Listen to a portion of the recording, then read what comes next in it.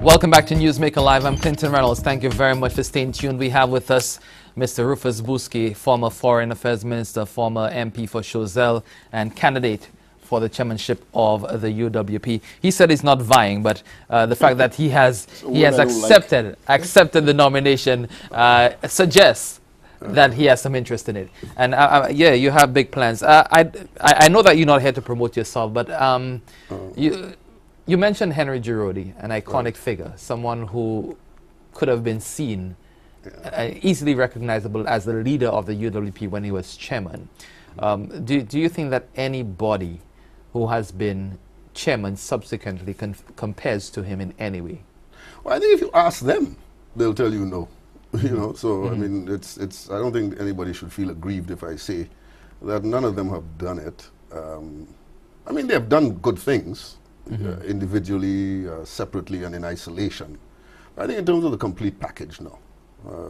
You know, Henry was the complete package. And I mean, he exuded a certain confidence and an air of authority, which I think was important at the time. And I mean, I can tell you, I saw a number of situations where Henry and Sir John got into it, you know, and Sir John backed down. I mean, you know, because at the end of the day, he was the leader of the party. He was the leader of the party, and he made that clear. That is not to say that the two gentlemen didn't work very well together. And they did work very well together. You know, so, but you know, as they say, throughout history, you know, even if you look at West Indies and use that as an analogy, you know, I mean, it's great combinations: Ramadine and Valentine, Giraudy and Compton. You know what I mean? So you go from there, and so as a team, they worked well. I think it's important. To the well-being of an organization, if it has a strong chairman, somebody who understands the politics, understands the culture of the organization, knows the people very well, and has good people sense, etc., and good leadership skills. I think it's important. You've been with the UWP for a very long time. You've been with the party since what, the 80s? Yes. And you're going up against Ezekiel Joseph, and who emerged probably in the last election, well, 2 elections ago. I'm not sure if I'm exactly right because I don't know the inner workings of the party. Election. Right. Well, so 2 elections. I mean, he's run 2 elections. He won one. Yeah, he might not. He might not have been, you know, a candidate, but in the background working. I don't know. He was about a candidate. That. He was in the last 2 elections. Yeah. But does he? I mean, given the fact that he does not have a long history with the party, the only history he has is as an elected member, as a government minister. Is that what the party needs, or does the party need to go further back, so that it can bridge that gap between what was, what used to be, and what needs to be? Well, I think it's important for someone to know where they want to take the organization.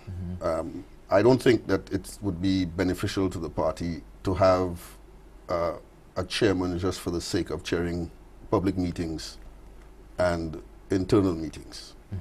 I think your chairman has to, the chairman is essentially the face of the organization to a large extent. And so you have to be able to articulate the positions of the party, because that's what people are going to hear, and they're going to go a long way in judging the potential of the organization on the basis of how certain things are communicated to them. And certainly experience is something that is invaluable in this particular situation. There's a very famous lady in St. Lucia who once said that I'm very good with my tongue. I don't know if you know about that. I can't remember who it was, but I remember that statement. I can't remember who it was either. Yes. But in a sense, it's a very backhanded compliment, because I imagine what she meant was that I speak well.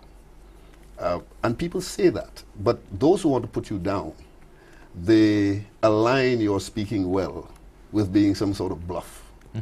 Or, yeah, bluffer, look at me, you talk so well, you know, as opposed to saying, well, maybe this guy is intelligent. Because it's virtually impossible to speak well if you can't think. I mean, it's just impossible. So the fact that you're speaking well means that you're capable of thinking. And thinking is not something that comes by accident. You know, you have to learn, you have to read, you have to sort of dedicate yourself to the task of learning. And I've dedicated myself to that. I know what goes on in the world. And this is why I can understand St. Lucian's position so carefully and so clearly. This allows me then to be in a position to offer solutions to some of the problems that we're currently facing. I mean, our situation in this country is far from hopeless.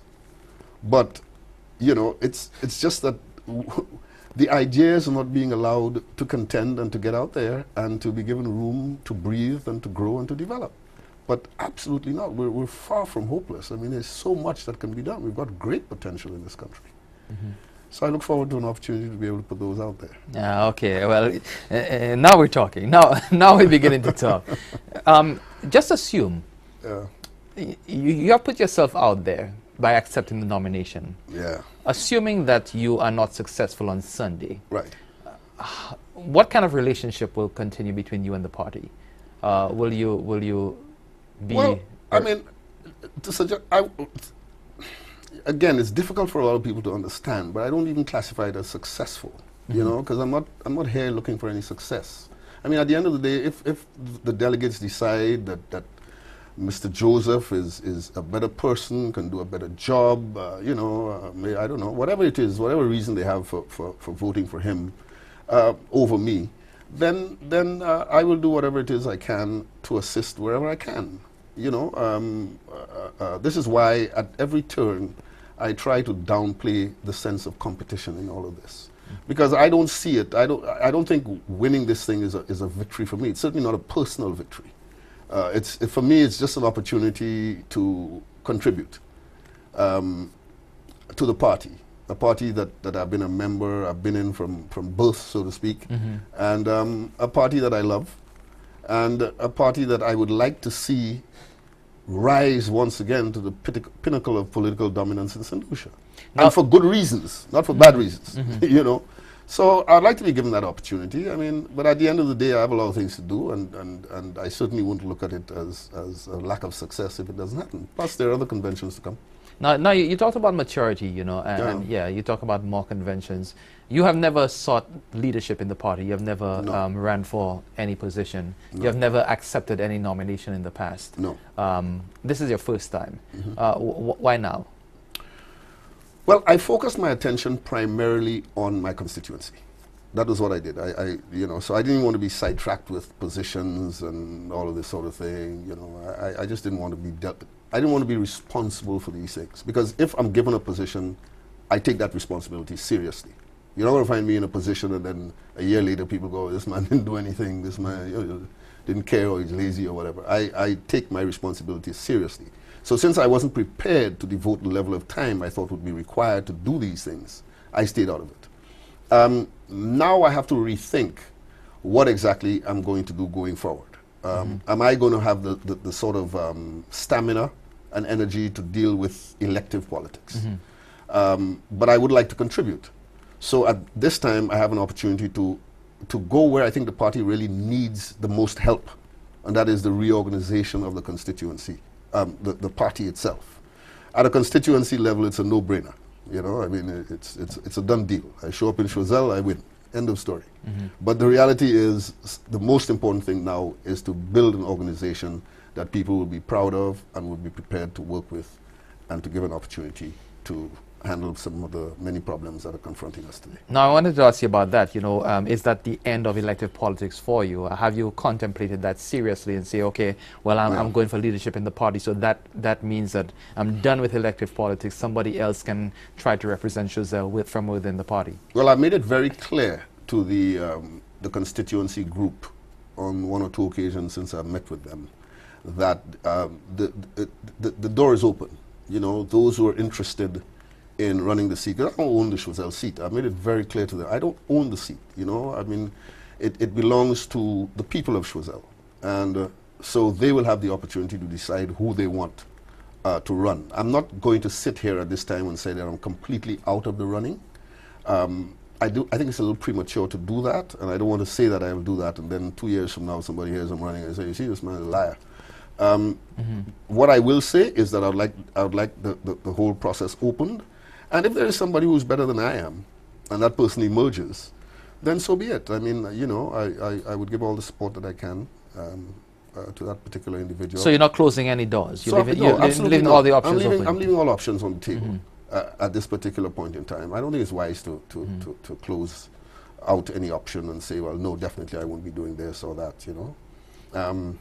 Because at one point I thought I was pretty much done with this. I mean, I wouldn't be sitting on these shows except as an observer or somebody who's been there, just giving my, and just give your opinion 2 cents me on everything, you know, and having a good time. Yes. Well, I'm still having a good time. but you know, there were health considerations at the time, which so far have abated to some extent, and doctors have pretty much given me the all clear. But that doesn't mean that I can go out there and just stress myself, you know, to the core. I prefer not to do that. So I don't take things as seriously as I did. I don't get in as many controversial situations as I used to, and I'm having fun with this, and it's good, you know. But nonetheless, it's serious business. I take it very seriously, and I think very clearly about what has to be done, and I certainly won't be out there to try and let anybody down. You know? Now, do you think this is better for your health as well? Yes. Okay. Yes, I do. I do. All right. But I mean, it's really a state of mind. I mean, you can get into politics all agitated and aggravated, hating people, disliking this one, trying to exact revenge on somebody and so on. I don't come to the table with that sort of thing. So as a result, you know, I'm pretty laid back. And for me, it's about the country, trying to build the country, and trying to be positive at all times, you know, and bring a positive perspective to every angle of the politics that I deal with. So that's the way it is. I mean, you know, I've been accused of all sorts of things. Working with Kenny, I was trying to get a passport from Kenny, so I went to see him, and I sold out the UWP. I mean, you name it. I didn't do the what do you call it, when we had to go to court. Oh, right. All of this, you know. And people don't understand that before I take decisions, I seek advice.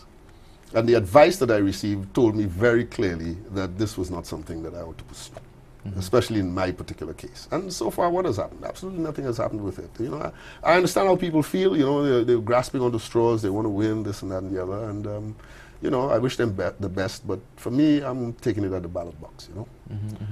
And that's where I'd like to go. Well, let's take another break. When we come back, we'll talk about the leadership of the party. Yes. Talk about Mr. King. We'll talk about Mr. Shastney. Stay with us. Quick break. We'll continue in a moment.